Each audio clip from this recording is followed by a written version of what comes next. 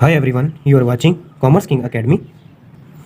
आज के इस लेक्चर में हम जो टॉपिक डिस्कस करने जा रहे हैं वो है रिटायरिंग अ बिल अंडर रिबेट। सबसे पहले हम इस कॉन्सेप्ट को डिस्कस करेंगे, अंडरस्टैंड करेंगे।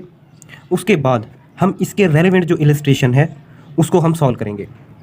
तो आइए जी हम कॉन्सेप्ट की तरफ बढ़ते हैं। Sometime the acceptor of a bill desires to meet the bill before its maturity. इसमें राइटर ये कह रहा है कि बाज़ औक़ात जो एक्सेप्टर होता है यानी जो कस्टमर होता है, परचेज़र होता है, उसकी ये ख्वाहिश होती है कि जो बिल है वो मैच्योर मैं कर दूं या उसकी पेमेंट पे कर दूं बिफोर इट्स मैच्योरिटी, यानी कि इसकी मैच्योरिटी डेट जो है आने से पहले। अब इसकी वजह क्या, इसके जहन में ये क्वेश्चन आता क्यों है?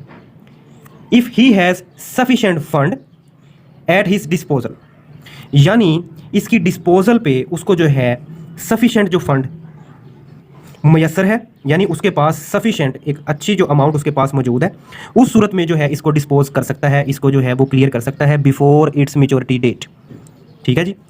ही may ask the holder of the bill, वो जो होल्डर है उसे कहता है to accept the payment before the due date, कि आप जो है इस बिल की जो पेमेंट है इसकी ड्यू डेट से पहले जो है वसूल कर लें।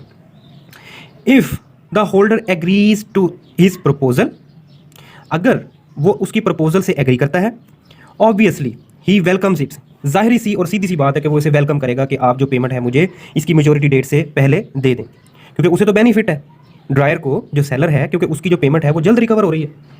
फिर क्या होगा जी? He will withdraw the bill, वो जो एक्सेप्टर है अपने बिल को जो है पे कर देगा और जो होल्डर है उसका जो बिल जो है वो विड्रा हो जाएगा, यानी उसका इनखला हो जाएगा और वो जो है सेटल हो जाएगा। क्लियर है जी? Such a withdrawal is called retirement of a bill. बहुत ही आसान कॉन्सेप्ट है और मैं आपको बहुत ही आसान लफ्ज़ों में जो है वो समझा रहा हूँ कि जो एक्सेप्टर है वो अब मैच्योरिटी डेट से पहले जो है बिल की पेमेंट कर देगा और वक़्त से पहले, मैच्योरिटी से पहले जो है, जबकि ऐसी सिचुएशन और ऐसी जो सूरत हाल होगी हम इसे कहेंगे जी रिटायरमेंट ऑफ द बिल, यानी मैच्योरिटी डेट से पहले ही बिल को जो है वो रिटायर करवा लेना। अब इसका मकसद हमारे जहन में आता है कि ये ऐसा क्यों करेगा एक्सेप्टर कि जो है मैच्योरिटी डेट या टाइम से पहले भी जो है उसकी पेमेंट करेगा। जाहिर है उसे भी तो कोई बेनिफिट होगा ना ये सब करने के लिए। तो आइए देखते हैं क्या बेनिफिट होगा। The holder generally allows the acceptor a rebate और डिस्काउंट। समझें जी कि जो होल्डर है वो सीधी सी बात है उसे अलाउ करेगा एक्सेप्टर को कुछ रियायत अमाउंट में, डिस्काउंट देगा, रियायत देगा कि आप जो मुझे जो मैच्योरिटी डेट से पहले जो है पेमेंट कर रहे हैं तो मैं आपको डिस्काउंट दूंगा। ठीक है, और यही उसका मकसद है एक्सेप्टर का कि वक़्त से पेमेंट जो पहले पे करने का जो मकसद यही है कि उसे रिबेट मिले और डिस्काउंट मिले होल्डर की तरफ से, सेलर की तरफ से, ड्रायर की तरफ से। ठीक है, ये एक ही पर्सन के एक ही नाम है जो कि आपको पता है। For the unexpired period of the bill, यानी जो बिल का अनएक्सपायर्ड पीरियड है, यानी जो टाइम पड़ा है 1 माह 2 माह बिल के मैच्योरिटी डेट में, वो अनएक्सपायर्ड पीरियड कहलाएगा। यानी अभी एक्सपायर नहीं हुआ था टाइम और उन्होंने जो है अपनी जो है वो डीलिंग्स जो हैं, अपनी पेमेंट्स जो हैं वो क्लियर कर ली और मोटो और गोल जो है वो एक ही है एक्सेप्टर का कि वो जो है डिस्काउंट और रिबेट जो है वो हासिल करेगा जल्दी पेमेंट करके। क्लियर है जी? दिस रिबेट और discount is an expense for the holder and revenue for the acceptor of the bill. The accounting treatment is similar to cash discount. अब ये अकाउंटिंग की वर्किंग की कॉन्टेक्स्ट में बात कर रहा है। दिस जो रिबेट होगा, जो डिस्काउंट होगा, जो होल्डर है, सेलर है, सप्लायर है, ड्रायर है, उसके लिए ये एक्सपेंस होगा और जो एक्सेप्टर है, कस्टमर है, परचेज़र है, ड्राई है, जो कि प्रपोजल देता है कि आप जो है वक़्त से पहले, मैच्योरिटी डेट से पहले बिल जो है वो उसकी पेमेंट ले लें और उसके अगेंस्ट मुझे जो है रिबेट या डिस्काउंट दे दें, तो सीधी सी बात है इसके लिए ये जो अमाउंट है, डिस्काउंट है, ये रेवेन्यू कहलाएगा।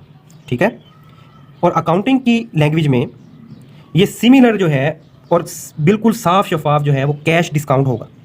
क्लियर है जी? डिस्काउंट होगा या रेवेन्यू होगा। एक पार्टी के लिए ये जो है डिस्काउंट एक्सपेंस होगा और दूसरी पार्टी के लिए ये जो एक्सपेंस है ये एक्सपेंस नहीं होगा, ये उसके लिए रेवेन्यू होगा। क्लियर है जी?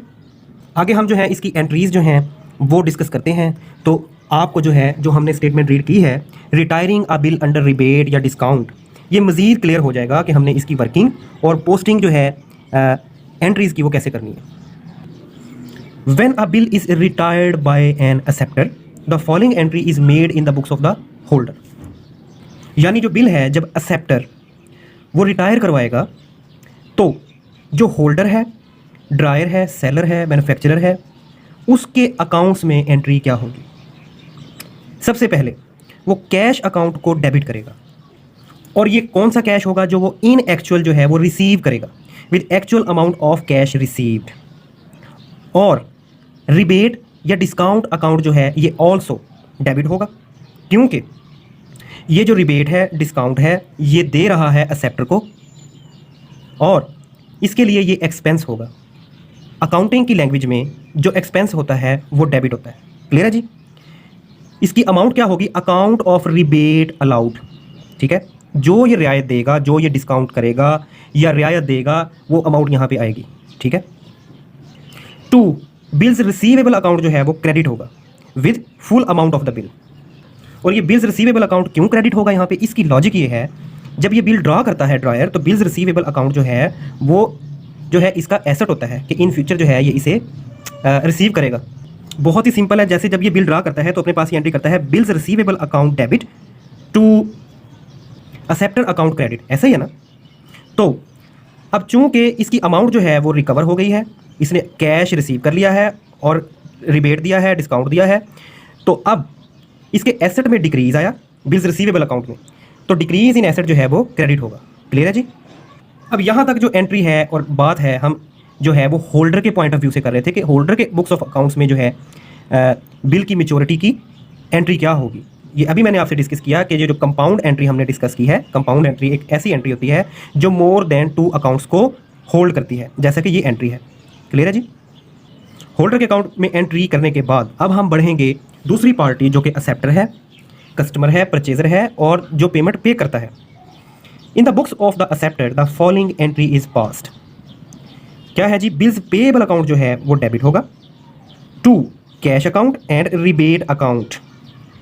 सिंपल सी बात है, समझें कि जब ये बिल पे एक्सेप्टेंस देता है तो ये एंट्री करता है अपनी बुक्स ऑफ अकाउंट्स में, ड्रायर्स अकाउंट को डेबिट करता है, टू बिल्स पेएबल अकाउंट जो है वो क्रेडिट करता है, क्योंकि ये अपनी एक्सेप्टेंस दे देता है और बिल्स जो है इसने पे करने होते हैं।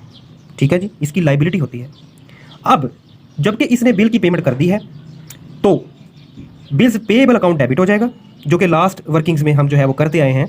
जब मेच्योरिटी डेट पे जो है वो बिल मेच्योर होता है तो बिल्स पेएबल अकाउंट डेबिट हो जाता है, क्योंकि बिल्स पेएबल अकाउंट जो है जब एक्सेप्टेंस देता है तो इसकी लाइबिलिटी होती है, और जैसे ही ये बिल को पे कर देता है कैश की सूरत में तो डिक्रीज इन लाइबिलिटी होगा और बिल्स पेएबल अकाउंट जो है इसका डेबिट हो जाएगा। क्लियर है जी? और कैश जो है ये पे करता है इसलिए क्रेडिट होगा, क्योंकि एसेट में कमी आएगी। और रिबेट अकाउंट या डिस्काउंट अकाउंट ये जो है क्रेडिट होगा इसके अकाउंट में, एक्सेप्टर के अकाउंट में, क्योंकि ये जो रिबेट है, ये जो डिस्काउंट है, ये जो रियायत है जो कि ड्रायर ने इसे दी है, इसके जो सेलर ने इसे दी है, ये इसके लिए रेवेन्यू होगी। और रेवेन्यू जो अकाउंट होता है, रेवेन्यू इनकम जो आमदनी होती है किसी भी बिजनेस की, वो क्रेडिट होती है उस बिजनेस के लिए। ये डेबिट क्रेडिट का जो रूल है, ठीक है, डेबिट क्रेडिट का रूल इन जो रूल्स हैं इनको फॉलो करता है। क्लियर है जी? अब मैंने जो भी गुफ्तगू की है वो उसे मैं जो है अब समराइज़ करना चाहता हूँ। वो कैसे? कि रिटायरिंग ऑफ अ बिल जो है अंडर रिबेट डिस्काउंट, ये हमने डिस्कस किया, इसकी स्टेटमेंट पढ़ी, दोनों पार्टीज़ के दरमियान जो है वो क्या कम्युनिकेशन होती है, और इस कम्युनिकेशन के जो पसे पर्दा जो चीज़ है वो जो है रिबेट, डिस्काउंट या रियायत जो है वो हासिल करने के लिए होती है। इसीलिए जो बिल को हम जो है जो मेच्योरिटी डेट है उससे पहले जो है वो मेच्योर कर देते हैं इस कॉन्सेप्ट में। और दोनों पार्टीज़ के अकाउंट्स में जो है ये एंट्रीज़ जो हैं वो कैसे एंटर होंगी ये भी मैंने आपको बताया। इस छोटे से और बहुत ही सिंपल से कॉन्सेप्ट को डिस्कस करने के बाद अब हम नेक्स्ट वीडियो में इसके रेलेवेंट जो है वो इलस्ट्रेशन जो है उसको सॉल्व करेंगे। इसी कॉन्सेप्ट को फॉलो करती है जो इलस्ट्रेशन नंबर 13 है, जिसको हम नेक्स्ट वीडियो में जो है वो डिस्कस करेंगे, इसको सॉल्व करेंगे। अगर किसी स्टूडेंट को इस कॉन्सेप्ट के बारे में किसी भी किस्म की कन्फ्यूजन होगी तो वो नेक्स्ट वीडियो जो है इसीलिए मैं बना रहा हूँ जो इस इलस्ट्रेशन के रेलेवेंट है। और इस वीडियो को देखने के बाद जो कि इलस्ट्रेशन नंबर 13 पर मुश्तमिल होगी, इस कॉन्सेप्ट के रेलेवेंट तमाम जो भी कन्फ्यूजन है, वर्किंग है या इसकी लॉजिक्स हैं वो आपको क्लियर हो जाएंगी। सो सी you in next video with this concept with illustration. So thanks for watching this video. If you like, then don't forget share, subscribe and comment. Thank you all.